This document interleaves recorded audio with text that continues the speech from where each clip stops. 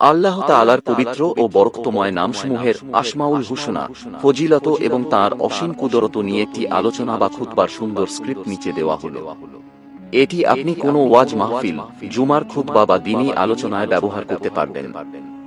আল্লাহর নামের ফজিলত ও কুদরতের আলোচনা স্ক্রিপ্ট। ১. ভূমিকা ও হামদ ছানা। সালাম ও প্রারম্ভিক দোয়া। আসসালামু আলাইকুম ওয়া রাহমাতুল্লাহি ওয়া বারাকাতুহু। আলহামদুলিল্লাহি রাব্বিল আলামিন, ওয়াসসালাতু ওয়াসসালামু আলা আশরাফিল আম্বিয়াই ওয়াল মুরসালিন ওয়া আলা আলিহি ওয়া আসহাবিহি আজমাইন। আলোচনার সূচনা।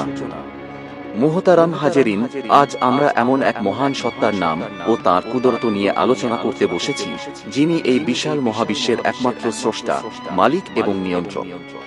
তিনি আল্লাহ।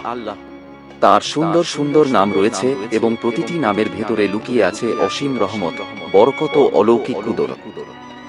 আল্লাহ তাআলা পবিত্র কুরআনে ইরশাদ করেছেন, আর আল্লাহর জন্যই রয়েছে সব উত্তম নাম, কাজেই তোমরা তাঁকে শেষ নামেই ডাকো। সূরা আল আরাফ আয়াত ১৮০। ২. আল্লাহর নামের ফজিলত ও গুরুত্ব। রাসূলুল্লাহ শাহ আমাদের শিখিয়েছেন যে আল্লাহর নাম শুধু মুখে উচ্চারণের বিষয় নয়, এটি অন্তরের প্রশান্তি এবং জান্নাতে যাওয়ার মাধ্যম। জান্নাত লাভের উসিলা। বুখারী ও মুসলিম শরীফের প্রসিদ্ধ হাদিসে এসেছে, রাসূলুল্লাহ শাহ বলেছেন, নিশ্চয়ই আল্লাহর ৯৯টি নাম রয়েছে, এক কম ১০০। যে ব্যক্তি এগুলো গণনা করবে, মুখস্থ করবে, অর্থ বুঝবে এবং আমল করবে, সে জান্নাতে প্রবেশ করবে। অন্তরের প্রশান্তি। জীবনের কঠিনতম সময়ে যখন সব পথ বন্ধ হয়ে যায়, তখন আল্লাহর নাম জিকির করলে অন্তরে অলৌকিক শান্তি নেমে আসে। কুরআনে বলা হয়েছে, জেনে রাখো আল্লাহর জিকিরেই দিলসমূহ প্রশান্ত হয়। সূরা আর রাদ আয়াত ২৮। দোয়া কবুলের মাধ্যম।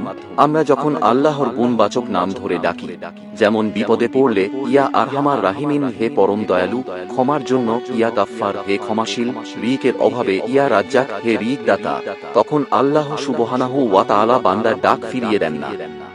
৩. আল্লাহর কুদরতের নিদর্শন। আল্লাহর কুদরত বা ক্ষমতার কোনো সীমা নেই। আমরা চোখ মেললেই তাঁর কুদরতের মহাসমুদ্র দেখতে পাই।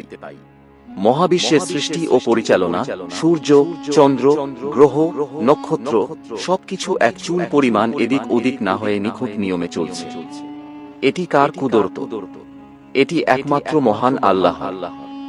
মানুষ সৃষ্টি।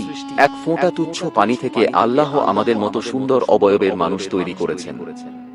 আমাদের শরীরের ভেতরের জটিল অঙ্গ প্রত্যঙ্গগুলো যেভাবে স্বয়ংক্রিয়ভাবে কাজ করছে, তা আল্লাহর এক জীবন্ত কুদরত। মৃত থেকে জীবিত করা, শীতকালে যে গাছটি শুকিয়ে মরে যায়, বসন্তে আল্লাহর কুদরতি বৃষ্টিতে সেই গাছে আবার সবুজ পাতা ও ফুল ফল গজায়। একইভাবে তিনি আমাদের মৃত্যুর পর আবার জীবিত করলেন।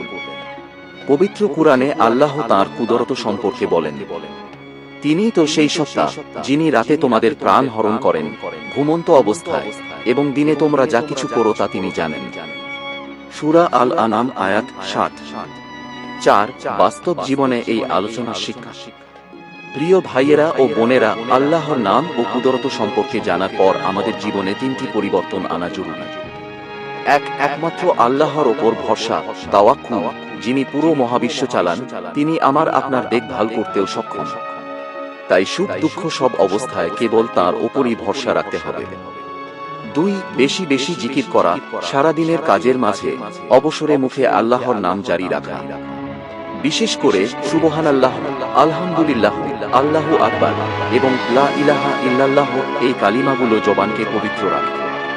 ৩. গুনাহ থেকে বেঁচে থাকা।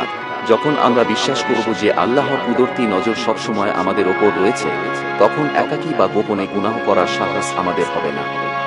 ৫. উপসংহার ও মোনাজাত। আল্লাহ রাব্বুল আলামিন আমাদের তাঁর নামসমূহের উসিলায় বেশি বেশি দোয়া করার তৌফিক দান করুন। তাঁর কুদরত দেখে আমাদের ঈমানকে আরো মজবুত করার তৌফিক দিন। হে আমাদের পালনকর্তা, আমাদের সরল পথ প্রদর্শনের পর আমাদের অন্তরকে সত্য লঙ্ঘনকারী করিও না এবং তোমার কাছ থেকে আমাদের রহমত দান করো। নিশ্চয়ই তুমি মহাসম্রাট। সূরা আলে ইমরান আয়াত ৮। বক্তব্য সমাপ্তি। ওয়া আখিরু দাওয়ানা আনিল হামদুলিল্লাহি রাব্বিল আলামিন। আসসালামু আলাইকুম ওয়া রাহমাতুল্লাহি ওয়া বারাকাতুহু।